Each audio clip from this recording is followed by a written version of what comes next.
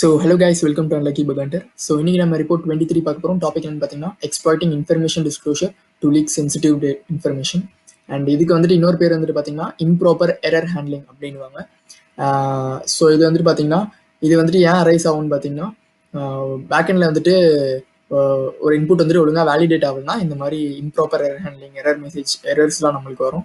So and severity வந்துட்டு பார்த்தீங்கன்னா நீங்கள் வந்துட்டு இது எக்ஸ்ப்ளாய்ட் பண்ணும்போது சென்சிட்டிவ் இன்ஃபர்மேஷன் இருந்தால் மட்டும் ரிப்போர்ட் பண்ணுங்க. ஏன்னா நீங்கள் வந்துட்டு ஒரு பேனர் கிராபிங் ஜஸ்ட் ஒரு பேனர் கிராபிங் மட்டும் பண்ணிட்டு நீங்கள் இது ரிப்போர்ட் பண்ணால் உங்களுக்கு வந்துட்டு கண்டிப்பாக நாட் அப்ளிகபிள், இல்லைன்னா அவுட் ஆஃப் இது இன்ஃபர்மேட்டிவாக தான் க்ளோஸ் பண்ணுவாங்க. So try to gain as much of sensitive information. So இந்த வந்துட்டு லைக் இந்த இம்ப்ராப்பர் எரர் ஹேண்ட்லிங் வந்துட்டு ஒரு வெப்சைட்டில் ப்ரெசென்ட் ஆயிருந்ததுன்னா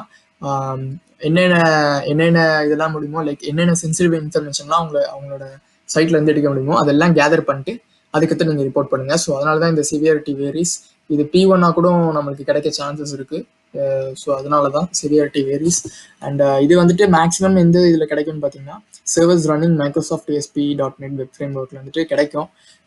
ஏன்னா ஓல்டு வெர்ஷன்ஸ்லாம் வந்துட்டு இது ப்ரெசென்ட் ஆயிருக்கும். ஸோ வந்துட்டு செக் பண்ணி பாருங்க. அண்ட் பிளாக் பண்ண லிங்க் வந்து நான் டிஸ்கிரிப்ஷனில் கொடுத்துருப்பேன், என்ன நீங்கள் இது செக் பண்ணிக்கலாம்.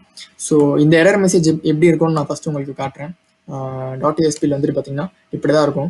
நம்ம ஒரு எரர் கொடுக்கும் போது இப்படி தான் இருக்கும். வந்துட்டு பார்த்தீங்கன்னா என்னெல்லாம் டிஸ்க்ளோஸ் ஆகுதுன்னு பார்த்தீங்கன்னா உங்களோட சோர்ஸ் கோட், சோர்ஸ் ஃபைலு, அதுக்கு பார்த்தீங்கன்னா ஸ்டாக் ட்ரேஸ் எரர், அதுக்கு பேனர் கிராபிங், உங்களோட வெர்ஷன் எல்லாமே இந்த இடத்துல இது ஆகும். ஸோ இது வந்துட்டு எப்படின்னு காட்டுறேன். லைக் இந்த டெஸ்டர் வந்துட்டு அது காட்டியிருப்பாரு. ஸோ ஒன்றும் இல்லை, இந்த ஒரு URL இருக்குது. இப்போ ஃபார் எக்ஸாம்பிள் ப்ராடக்ட் ஐடி =1 இருக்குது. நம்ம ஜென்ரலாக ஒரு ஸ்கியூட் இன்ஜெக்ஷன் டெஸ்ட் பண்ணுற மாதிரி தான். ஒரு சிங்கிள் கோலன் கொடுத்துருக்காரு. சிங்கிள் கோலன் கொடுத்தோன்னா பேக்கெண்ட்ல வந்துட்டு வேலிடேட் ஆகணும்னா அவருக்கு வந்துட்டு இன்டர்னல் சர்வர் 500 இன்டர்னல் சர்வர் வந்துட்டு அவருக்கு இந்த மாதிரி எரர் வந்திருக்கு. அங்கே வந்துட்டு பார்த்தீங்கன்னா அவரோட பேனர் கிராபிங், அதாவது என்ன இதில் ரன் ஆயிருக்குன்ட்டு Apache 2.2.3 அப்படின்ற ரன் ஆயிருக்குன்னு கண்டுபிடிச்சிருக்காரு. அப்புறம் இந்த எரர்லாம் வந்திருக்கு. ஸோ இதை ஃபர்தராக எக்ஸ்பிளைட் பண்ணுறதுக்காக பார்த்தீங்கன்னா எக்ஸ்ப்ளாய்ட் டிபியில் போயிட்டு இந்த இது எக்ஸ்ப்ளாய்ட் தேடிருக்காரு. அப்போ வந்துட்டு பார்த்தீங்கன்னா அவருக்கு RC எக்ஸ்ப்ளாய்ட் கிடச்சிருக்கு.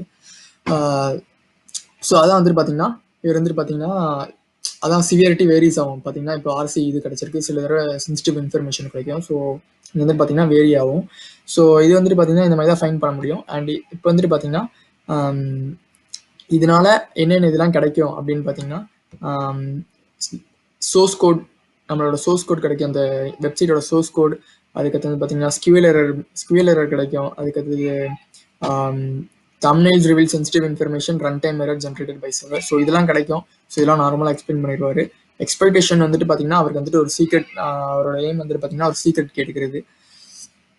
ஸோ அதான் ட்ரை பண்ணியிருக்காரு. ஸோ இந்த மாதிரி எரர் கொடுத்து என்னென்னலாம் வர முடியுமோ, என்னென்ன இன்ஃபர்மேஷன்லாம் கேதர் பண்ண முடியுமோன்னு பார்த்துருக்காரு. ஸோ பார்த்தோண்டு அப்புறம் பேஜ் சோர்ஸ் கூட இன்ஸ்பெக்ட் பண்ணியிருக்காரு. எதுனா எதுனா like any JavaScript, sensitive ஜாவா ஸ்கிரிப்ட்லாம் ஏதாச்சும் இருக்குதான்னு பார்க்கறதுக்காக அவருக்கு எதுவும் கிடைக்கல.